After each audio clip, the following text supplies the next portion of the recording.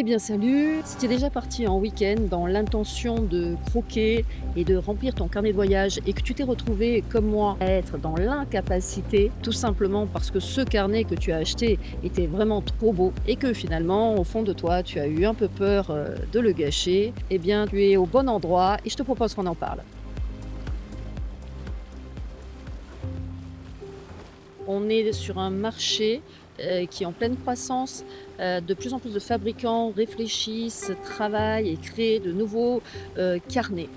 Donc on a un choix énorme et bien souvent justement dans ce choix, l'artiste, carnettiste qui démarre, eh bien est perdu. Alors on va, pour comprendre pourquoi on est bloqué à un moment donné, qu'on va essayer de mieux connaître les différents carnets qui existent et qui sont, proposés aujourd'hui, dans les magasins spécialisés. Première des choses que tu as pu, t'apercevoir, c'est qu'il y a différentes tailles et ça, c'est très important. Bien souvent aussi, on trouve des carnets, petits modèles, 13-15 centimètres par 10 et puis on trouve des carnets plus grands type A4 voire A3. C'est très important de savoir que quand on démarre le carnet de voyage, on a l'impression qu'on sera plus à l'aise sur des modèles moyens, voire grands et pourtant c'est une erreur. Je conseille vraiment de travailler sur du petit modèle. Alors c'est une des raisons d'ailleurs pour laquelle souvent on ne croque pas parce que, ben, je suis désolée, quand on a un croquis à faire sur une page A4, ben, ça prend quand même beaucoup plus de temps que sur une page A5 ou A6. Donc je te conseille, tant que tu n'as pas acquis cette facilité de croquer très rapidement en quelques minutes, de rester sur des petits modèles. Et tu verras que du coup, tu vas t'apercevoir qu'en vacances, eh bien, tout est beaucoup plus abordable parce que déjà, tu vas régler ce problème de temps. Je ne dis pas que tu vas régler le problème initial qui est que tu démarres pas ton carnet. Je dis tu vas régler ce problème de temps. Je me surveille en même temps parce que je navigue et je veille. Je rencontre énormément de personnes qui croquent et qui ne font pas cas véritablement de l'intérêt de savoir si je dois être en mode portrait ou en mode paysage. Et ça a son importance. Alors moi, ce que je vais te dire là-dessus, en effet, il y a des ouvertures portraits, des ouvertures paysages. Si tu as décidé, pour démarrer, de croquer des portraits, des personnages, à ce moment-là, je t'invite à prendre un carnet avec une ouverture ici, portrait. Si par contre, tu décides de faire plutôt du paysage, des villes, des rues, etc., eh bien, je t'invite à prendre un carnet qui s'ouvre sur le côté ici, format horizontal, qui pourra te donner donc des pages plutôt panoramiques. Et ça va être très utile pour pouvoir à l'intérieur venir poser l'ensemble de tes petits croquis.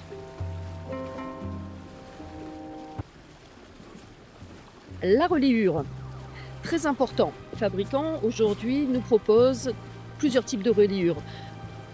Reliure cousue, reliure agrafée, reliure collée, reliure avec des spirales et des carnets type accordéon, type Leporello, pour ne pas le citer. Donc autant de choix. J'ai juste deux points à préciser là-dessus.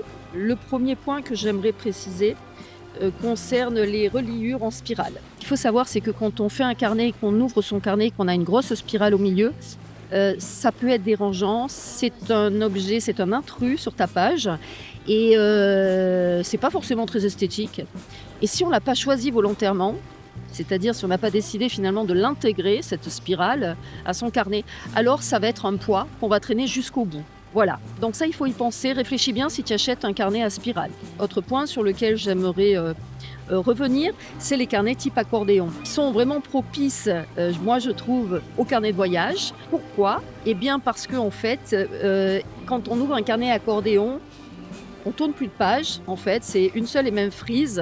On valorise beaucoup plus la continuité, l'histoire, hein. Moi, j'aime raconter mes voyages sur des voyages accordéon parce qu'il y a toute une continuité, il y a toute une histoire. En règle générale, quand j'arrive ou quand je pars en week-end, je me dis, tiens, carnet accordéon ou carnet simple? Voilà, là, c'est pareil, c'est bien réfléchir. Les deux ont des avantages et des inconvénients. Aujourd'hui, pour le démarrage de notre carnet de voyage en Camargue, j'ai choisi de te faire découvrir le carnet accordéon. Aujourd'hui, on a du papier qui va de 120 grammes environ pour le dessin jusqu'à 300-400 grammes. Ce qui est très important, c'est que, en fait, selon la technique qu'on va utiliser, souvent les carnets avec des pages très fines, type 120, 150, 180 grammes, sont destinés plutôt à ceux qui croquent, qui font des petits croquis au dessin ou à l'encre, à la plume, mais où il y a très peu d'eau finalement, des techniques peu humides. Alors que du moment où on veut commencer à mouiller, on va utiliser des carnets plus épais avec des feuilles 200, 200, 300 grammes. Pourquoi ? Alors on va se retrouver avec des carnets beaucoup plus chers pour le carnet de voyage que les carnets destinés au croquis. Bon, on le voit bien sur les gondoles, il y a vraiment deux endroits. Et ça peut être vraiment du simple au double. Eh bien tout simplement parce que si j'utilise l'aquarelle sur du papier très fin, il y a des inconvénients, il y a des effets indésirables que je vais rencontrer, qui sont tout simplement le fait que mon croquis puisse traverser la page et que du coup sur le verso je puisse avoir des traces de mon croquis. Et puis deuxièmement, si je mets beaucoup d'eau, il y a des chances que le papier se déchire. Troisièmement, le papier va gondoler. Voilà.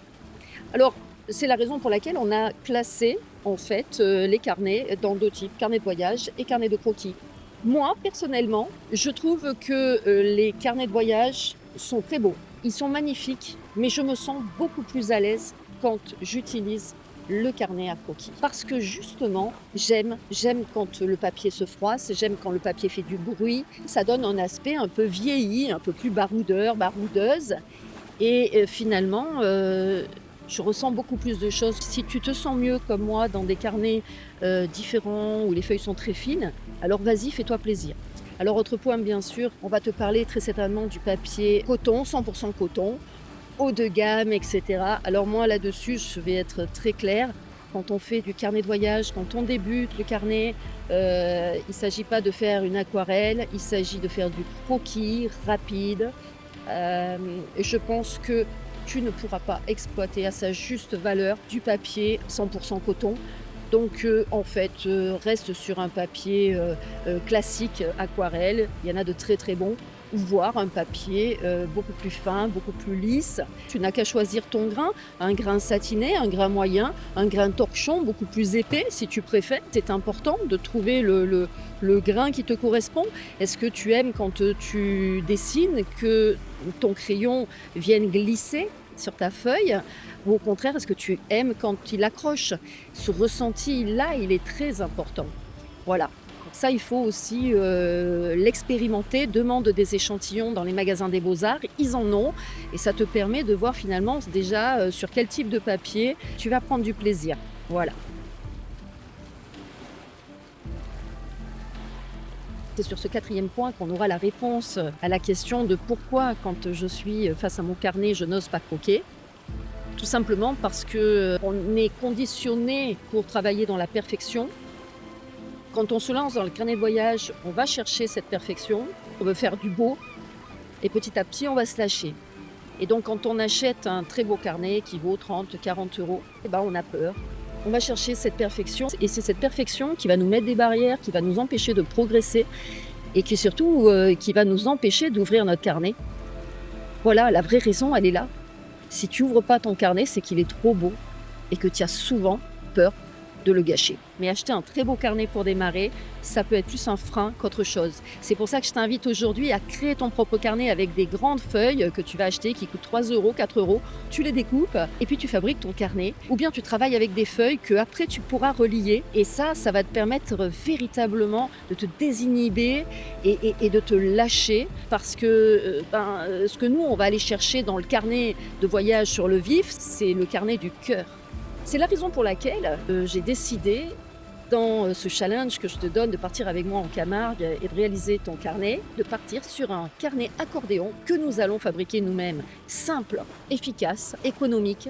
Et ce carnet-là, on va le fermer avec une petite élastique. Si tu as envie demain de l'arranger, de faire une première page, cartonner, etc., tu pourras toujours. Mais on va partir avec finalement cette petite feuille en accordéon.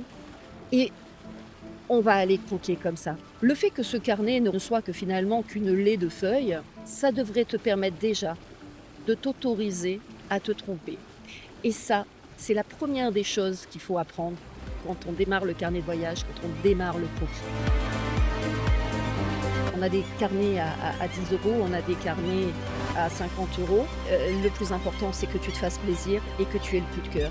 Ce carnet va t'accompagner, tu vas y mettre dedans des choses très intimes, une partie de toi-même, une continuité de toi-même qu'on va retrouver à l'intérieur. Alors j'ai envie de te dire, fais-toi plaisir, il faut que tu l'aimes ce carnet. Un jour, certainement, tu le transmettras à quelqu'un. Si ce carnet te plaît, tu auras beaucoup plus envie de l'ouvrir et d'aller te projeter à l'intérieur. Je te donne rendez-vous le mois prochain pour une prochaine vidéo du matériel, on en parle. Je te dis à très bientôt et d'ici là, fais-toi plaisir et va croquer. Bye bye.